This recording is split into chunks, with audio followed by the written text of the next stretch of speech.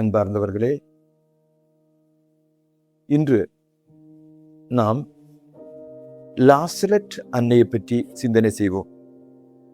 லாசலட் என்ற தேசம் French தேசத்தில Alps என்று சொல்லப்படுகிற மலை தொடர்ச்சிக்கு அருகில் உள்ள ஒரு சின்ன கிராமம்.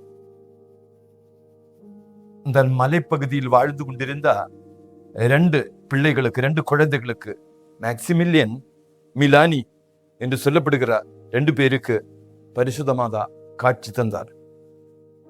1846 செப்டம்பர் 10 அன்னை காட்சி அளித்தது.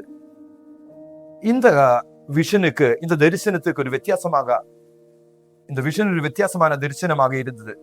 காரணம், இந்த தரிசனத்தில பரிசுத்த மாதா 2 கண்களும் மூடி அவர்களுக்கு அழுகையோடு காட்சி தந்தார். அன்னை அழுது கொண்டிருந்தாள். அதனால் இந்த பிள்ளைகளுக்கு ஒரே ஒரு சந்தேகம், இது பரிசுத்த மாதாவோ இல்ல வேற யாரோ என்ற சந்தேகம். காரணம், அன்னை விண்ணகா மன்னகா அரசியாக கிரீடம் சூட்டப்பட்டு விண்ணகத்தில் வீற்றிருக்கின்ற தாய் ஏன் அழ வேண்டும்? அவள் மகிழ்ச்சியில் தூதர்களோடு இணைந்து விண்ணகத்தில் மகிழ்ச்சி அனுபவிக்கிறார். அவள் கிறிஸ்தவர்களின் தாய், ஏன் அழ வேண்டும்? அவள் பாவமில்லாமல் பிறந்தவள், ஏன் அழ வேண்டும்? அவள் நன்மையின் பிறப்பிடம். அதனால தங்களுக்கு காட்சி கொடுத்தவள் மாதாவோ என்ற சந்தேகம் இந்த பிள்ளைகளுக்கு இருந்தது. ஏன் அன்னை அழுதாள்? பாவிகளை பற்றிய மனவேதனை. என் மகன் சிலுவையில் இரத்தம் சிந்தியது, உயிர் விட்டது, பாவத்தை முற்றிலுமாக ஒழிப்பதற்காக, பாவத்தை முற்றிலுமாக தோற்கடிப்பதற்காக, சாத்தானே தோற்கடித்து வெற்றி பெறுவதற்காக. ஆனால் மகனுடைய சிலுவை சாவு பயனற்றதாக மாறிவிட்டதே, உலகத்தில் பாவம் பெருகியதே என்று நினைத்து தேவ அன்னை அழுகையோடு காட்சி அளித்தார். இந்த விஷயத்தில, இந்த தரிசனத்தில 2 காரியங்கள் அன்னை நமக்கு கற்றுத் தருகிறார், சொல்லி தருகிறார். 2 காரியங்கள் நீ செஞ்சா போகும் அன்னையினுடைய கண்ணீரை துடைக்கிறதுக்கு. ஒன்று, ஓய்வு நாள் தூயதாக கருதி கடைபிடிக்க வேண்டும்.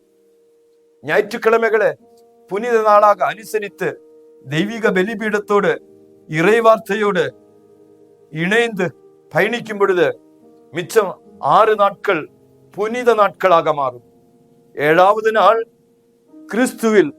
கிறிஸ்துவோடு பலியில் பலிபீடத்தோடு இரத்தத்தோடு இணைந்திருந்தால் 7 நாள் 6 நாள் ஆசீர்வதிக்கப்பட்ட நாளாக மாறும்.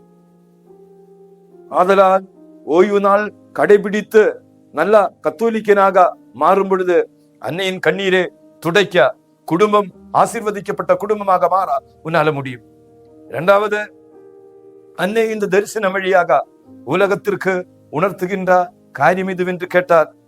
கடவுளின் நாமம் மகிமை அடைய வேண்டும். 2வது கட்டளை, கடவுளின் நாமத்தை நாம் புகழ்ந்து பாட வேண்டும்.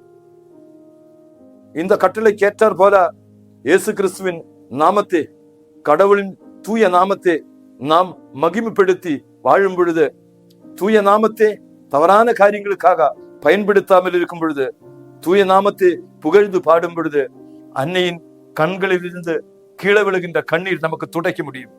மீட்பின் பாதையில நமக்கு பயணிக்க முடியும். ஆதலால் உண்மையுள்ள பிள்ளைகளாக, உண்மையுள்ள கத்தோலிக்கர்களாக பாவத்தை தவிர்த்து 2 கட்டளைகள் ஓய்வு நாள் கடைபிடித்து தூய்மைக்கு கடந்து வருவோம். கடவுளின் தூய நாமத்தை நேசித்து புகழ்ந்து பாடி மகிமைப்படுத்துவோம். அப்பொழுது நாம் அன்னையின் பிள்ளைகளாக மாறும். கரங்கள் கும்பிடுவோம், கண்களை மூடி ஜெபிப்போம்.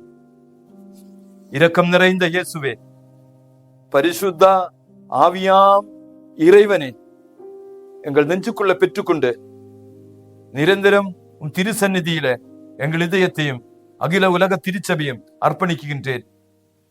என் பாவம் நிறைந்த வாழ்க்கையை உமக்கு காணிக்கையாக்குகிறேன். பாவத்திலிருந்து விலகி பரிசுதா மாதாவின் கண்களிலிருந்து விடுகின்ற கண்ணீர் துடைத்து தூய வாழ்க்கை வழியாக திருச்சபைக்கு வெற்றி தருகின்ற பிள்ளைகளாக நாங்கள் மாற விரும்புகிறோம். அன்னையே, இதற்கான உதவி எங்களுக்கு தாரும். உங்கள் ஆண்டவராகிய கிறிஸ்து வழியாக உம்மை மன்றாடுகின்றோம். ஆமேன்.